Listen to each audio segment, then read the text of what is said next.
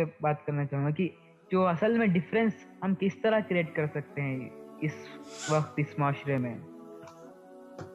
Sir difference create करने का ना एक बेहतरीन ज़रिया जो है, एक हदीस मैंने लिखी हुई है, मैं आपको बताऊं, और जिनसे हदीस कही जाती है वो उनका नाम भी सुन लें आप, अबू ज़र गिफ़ारी हज़रत रज़ी अल्लाह अन्हु, कि उनको नसीहत करते हुए हमारे नबी अलैहिस्सलाम कहते हैं, अबू ज़र, दुनिया का वो हिस्सा तुम्हें नुकसान नहीं पहुंचाएगा जो आखिरत के लिए होगा, बल्कि वो हिस्सा पहुंचाएगा जो दुनिया के लिए होगा। तो यहाँ डिफरेंस क्रिएट करना बहुत ज़्यादा आसान है किसी मुसलमान के लिए, कि वो कुछ भी करेगा ना, कुछ भी एक्शन उसका जो मर्जी होगा, मोस्ट ऑफ द एक्शन उसके होंगे आखिरत के लिए।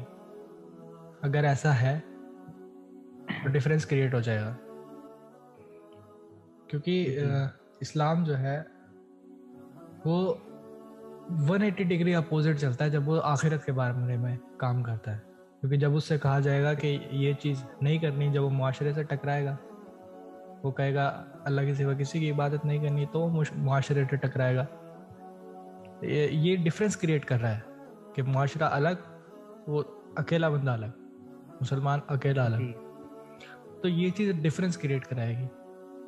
जब अपने एक्शंस को आखिरत के लिए और आखिरत ओरिएंटेड कर लोगे तो वो एक बैरियर बन के सामने आएगा, और उस बैरियर के अपोजिट अगर आपको शुरुआत में लगेगा कि आप अकेले हो, लेकिन धीरे धीरे आप जब आगे बढ़ोगे अपनी लाइफ में, उसी रास्ते पर आगे बढ़ोगे, तो इंशाल्लाह सुम्मा इंशाल्लाह आपको ऐसे बेहतरीन लोग मिलेंगे, ऐसे बेहतरीन साथ देने वाले मिलेंगे कि बस क्या कहेंगे आप मतलब लफ्ज़ नहीं है मेरे पास डिस्क्राइब करने के लिए कि यार उन शख्सियत को क्या कह सकते हैं। और उस मुसलमान की थिंकिंग कैसे होती है ना, कि जब वो हदीस आई कि मुसलमान को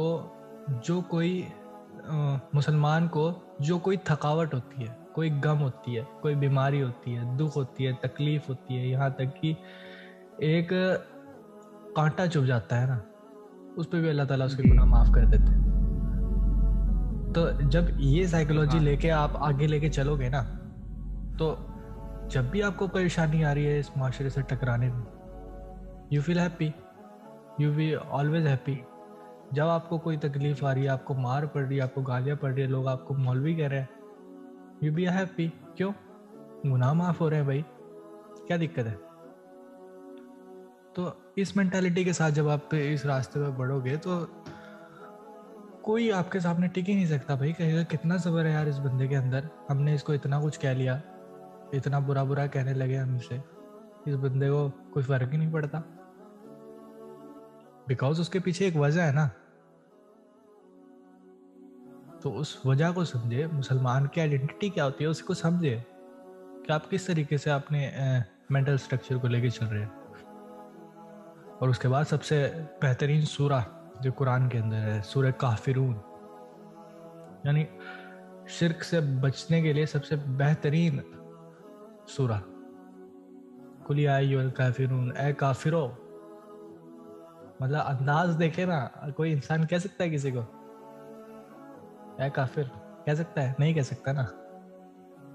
तो पहली आयत में कहता है ए काफिरो, और दूसरी आयत में नबी सलाम खिताब कर रहे हैं, नबी इस्लाम को अल्लाह ताला कह रहे हैं कि कह दो इनसे कि ए काफिरो, ना मैं उसकी इबादत करता हूँ जिसकी तुम इबादत करते हो, और ना तुम उसकी इबादत करते हो जिसकी इबादत मैं करता हूँ, और ना मैं उसकी इबादत करने वाला हूँ जिसकी इबादत तुम करते हो, और ना ही तुम उसकी इबादत करने वाले हो जिसकी इबादत मैं करता हूँ। तुम्हारे लिए तुम्हारा दीन है और मेरे लिए मेरा दीन है।